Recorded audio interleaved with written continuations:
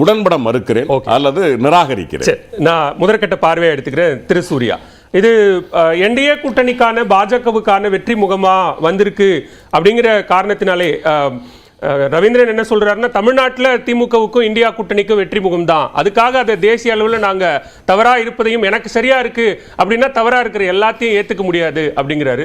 பிஜேபியினுடைய பார்வை என்ன? அதாவது அது பொதுவாக வந்து இப்போ இதே எக்ஸிட் போல்ஸில் வந்து அவர்களுடைய இண்டி கூட்டணி வந்து மெஜாரிட்டி வரும்னு சொல்லியிருந்தா வரவேற்று இருப்பாங்க. அது வந்து இயல்பு தான். அதே மாதிரி இந்த பக்கமும் கூட நாங்கள் தோப்போன்னு வந்திருந்தால் நாங்கள் அது கேள்வி எழுப்போம். இது வந்து அரசியல் களத்தில் நடக்கக்கூடிய ஒரு யதார்த்தமான ஒரு விஷயம். ஆனால் இப்போ இந்த எக்ஸிட் போல்ஸ் எப்படி நடக்குது அப்படின்ற அந்த பேசிஸ்லேயே கொஸ்டின் எழுப்புறாங்க. ஆனால் நம்ம நாட்டில் வந்து இவ்வளவு ஆண்டு காலமாக 30-40 ஆண்டுகளாக குறிப்பாக இந்த மாதிரி செய்தி தொலைக்காட்சிகள் அதிகமாக வந்தோடனே இது இன்னும் அதிகமாக நடைபெறுகிறது. இப்போ நியூஸ் 18 தமிழ்நாடு நீங்கள் ஒரு எக்ஸிட் போல் பண்ணீங்க, 370 மேக்ஸிமம் கொடுத்துருக்கீங்க. இப்போ உங்களுடைய சாம்பிள் சைஸே பார்த்தீங்கன்னா மொத்தமாக 93,240 தான்.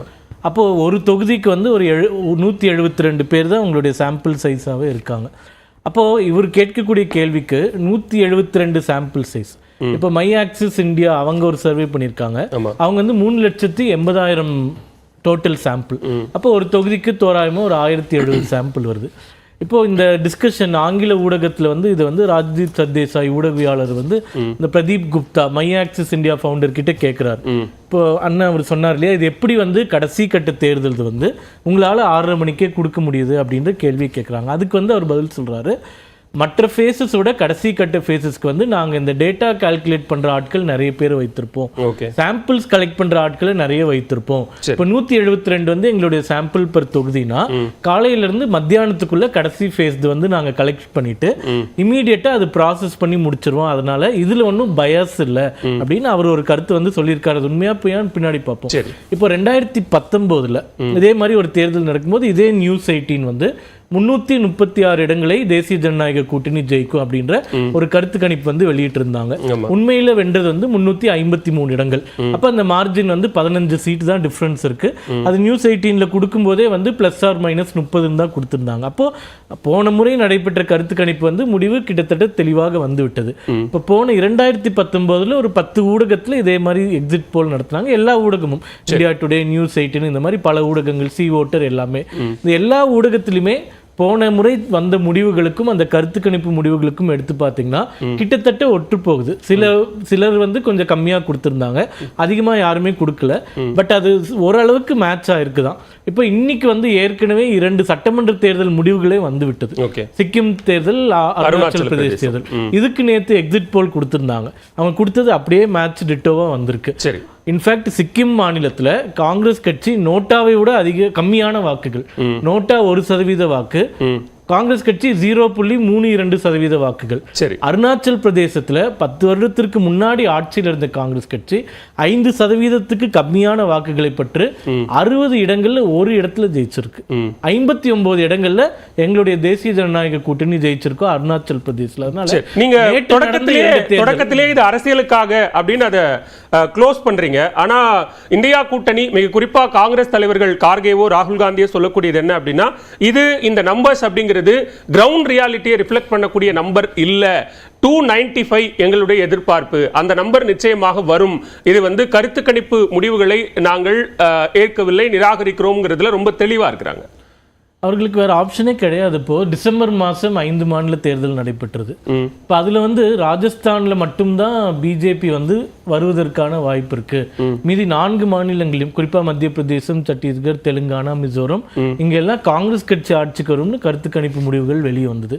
ஆனால் தேர்தல் முடிவு பார்த்தீங்கன்னா மத்திய பிரதேஷ், சத்தீஸ்கர், ராஜஸ்தான் 3 மாநிலங்களில், அதுவும் குறிப்பாக மத்திய பிரதேசத்தில் காங்கிரஸ் தான் வரும்னு பெரும்பான்மையாக சொன்ன ஊடகங்களுக்கு வந்து அது மிகப்பெரிய அதிர்ச்சியாக இருந்தது. ஏனென்றால் பாரதிய ஜனதா கட்சி கிட்டத்தட்ட 65% இடங்களை வெற்றி பெற்று மிகப்பெரிய வெற்றியை பெற்றது. அதனால் பயசஸ் இருந்திருக்கு, மாற்றுகள் இருந்திருக்கு. ஆனால் இந்த தேசிய தேர்தலை பொறுத்த வரைக்கும் அந்த மாதிரி எதுவும் இருக்கிறதுக்கான வாய்ப்பு இல்லை அப்படின்றது எங்களுடைய கருத்து. ஏனென்றால் பாரதிய ஜனதா கட்சி பல மாநிலங்கள் வலுவா இருக்கிறத தாண்டி 3 மாநிலத்துல மிகப்பெரிய வளர்ச்சியை சொல்றாங்க எங்களுக்கு. தெலுங்கானா, ஒடிசா, வெஸ்ட் பெங்கால். இது வந்து எங்களுடைய கடந்த 5 வருடம் கடினமான உழைத்ததற்கான பலன். இப்போ திமுக நண்பர்களுக்கோ மற்றவர்களுக்கோ என்னன்னா, காங்கிரஸ் களத்துல ஒரு வேலையுமே செஞ்சாம சீட்டு ஜெயிச்சணும்னு ஆசைப்படுறாங்க. அதுக்கு வந்து வாய்ப்பு கிடையாது. களத்துல நீங்க அரசியல் பண்ணாதான். ராகுல் காந்தி அவர்கள் வெக்கேஷன் பொலிட்டிஷியனா இல்லாம 24 மணி நேரமும் எங்களை மாதிரி அரசியல் செய்து களத்தில் இருந்தாதான் நீங்க வந்து மாற்றத்தை கொண்டு வர முடியும். திடீர்னு இந்த மக்களை தேர்தலில் அப்படியான கள பணி அவர் ஆற்றலையா, களத்துக்கு வரலையா? மக்களவை தேர்தல்ன்றது தேர்தலுக்கு 3 மாசம் முன்னாடி வருது இல்லைங்களா? 5 வருட காலம் தொடர்ந்து இப்போ தமிழ்நாட்டில் அண்ணன் சொல்றாரு பிஜேபி வருவதற்கு வாய்ப்பே இல்லைன்னு சொல்லிட்டு. நாங்கள் வரலனாலும் கவலைப்பட போறது இல்லை. 68,000 பூத்துக்கு குறைந்தபட்சம் ஒரு பூத்துக்கு வந்து 20 பேரை கண்டுபிடிக்கணும்னு கடந்த 5 வருடங்கள் பணியாற்றி ஓரளவுக்கு பூத் அளவில் நாங்கள் வந்து பெனிட்ரேட் ஆயிருக்கோம் கடந்த 5 வருஷத்துல. ரிசல்ட் இப்பவே வேணும்னு எங்களுக்கு அவசியம் இல்லை. அடுத்து 10 வருஷம் கழிச்சு வந்தாலும் நாங்கள் சந்தோஷப்படுவோம். அந்த உழைப்பு காங்கிரஸ் கிட்ட சுத்தமா கிடையாது. இது திமுக நண்பர்களே பிரைவேட்டா பேசும்போது ஒத்துக்கிறாங்க. தமிழ்நாட்டுல திருநெல்வேலிக்கு கேண்டிடேட் வந்து ஸ்டாலின் ஐயா போறாரு அப்படின்ற ஒரு கடைசி கட்ட கம்பல்ஷன்ல வந்து ரிலீஸ் பண்றாங்க.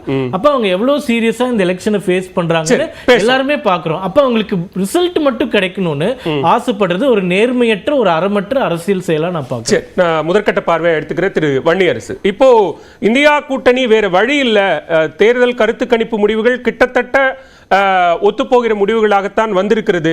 ஆனா இப்படி வாய்ப்பில்லை அப்படின்னு சொன்ன காரணத்தினால கருத்து கணிப்பு முடிவுகளை நாங்கள் ஏற்கவில்லை, நிராகரிக்கிறோம் என்பதை அப்படின்னு சொல்றதை தவிர வேற வழி இல்லை அப்படிங்கிறார் சூர்யா. இல்ல, பாஜகவுக்கு வந்து எப்பவுமே ஒரு நேர்மை இருக்காது, ஒரு அறம் இருக்காது.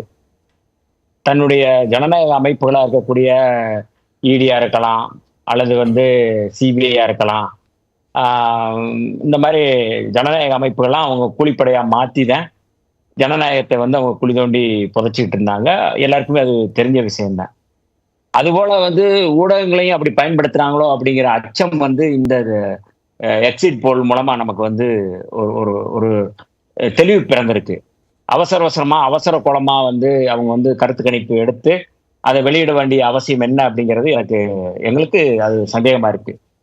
அதுல என்ன அவசரமா 7 கட்டமா தேர்தல் நடந்தது, கிட்டத்தட்ட 2 மாதம் ப்ரீபோல் வந்தது, தேர்தலுக்கு முந்தைய கருத்து கணிப்புகள் வந்தது.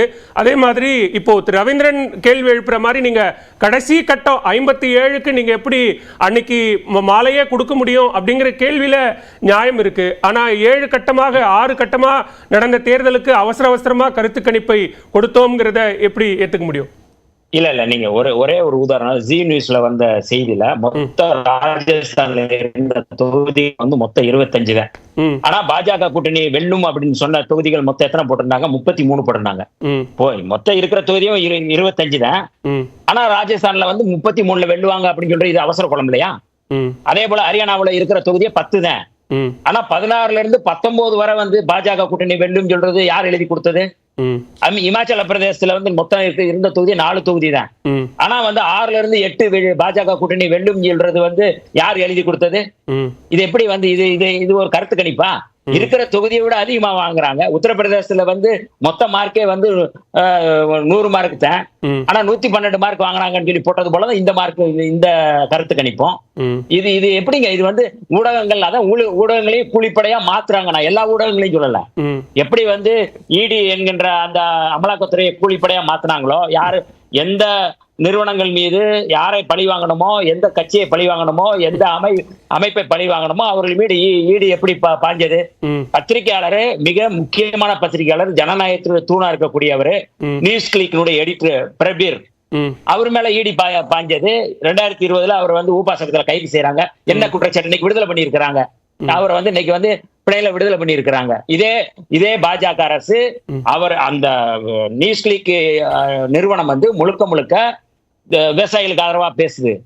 நீங்க இங்க நடக்கிற அவ்வளவு பாஜகவுடைய அவ்வளவு அயோக்கியத்தனையும் தேச விரோத செயல்களையும், குறிப்பா வந்து அருணாச்சல பிரதேசத்துல வந்து எப்படி வந்து சீனா ஆக்கிரமிச்சிருக்கு அப்படிங்கிறத அம்பலப்படுத்தின நிறுவனம். அந்த நிறுவனத்தினுடைய எடிட்டரை வந்து ஊப்பா சட்டத்துல கைது செஞ்சாங்க, பிரபீரை கைது செஞ்சாங்க. அப்ப ஊடகங்களை அச்சுறுத்துறது, எப்படி ஈடியை வச்சு அச்சுறுத்துறாங்களோ அப்படி அச்சுறுத்துறாங்க.